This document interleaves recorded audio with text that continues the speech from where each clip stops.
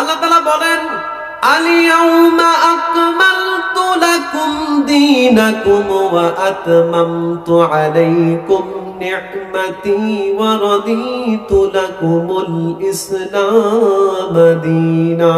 জোরে বলেন আল্লাহু আকবার।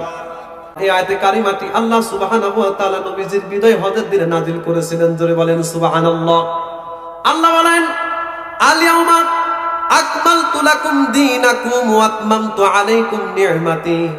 এই বিশ্বনবী ইসলামের মধ্যে যা নিয়ামত দরকার আমি আল্লাহ রাব্বুল আলামিন সবকিছু কমপ্লিট করে দিয়েছি, পরিপূর্ণ করে দিয়েছি।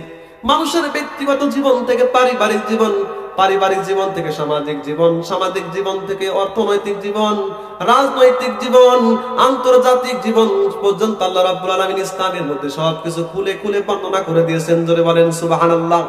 ইসলাম ইজ দ্য কমপ্লিট, ইসলাম পরিপূর্ণ জীবন ব্যবস্থা, কোড অফ লাইফ, মানব জীবনের জন্য। জোরে বলেন সুবহানাল্লাহ। আল্লাহ তাআলা বলেন, ওয়া রাদিতু লাকুমুল ইসলাম দীনা। হে নবী, আপনি যে ইসলামকে, হে নবী আমি আপনাকে যে ইসলাম দিয়ে দুনিয়াতে প্রেরণ করেছি, পাঠিয়ে দিয়েছি, যে ইসলাম আপনি আমার জমিনের উপরে কায়েম করেছেন, ওয়া রাদিতু লাকুমুল ইসলাম দীনা, আমি সেই ইসলামের প্রতি রাজি এবং খুশি হয়ে গেছি। জোরে বলেন সুবহানাল্লাহ। এই আয়াতে কারিমা থেকে আমরা বুঝতে পারলাম ইসলাম হলো পরিপূর্ণ জীবন বিধান। আপনার কি সমস্যা?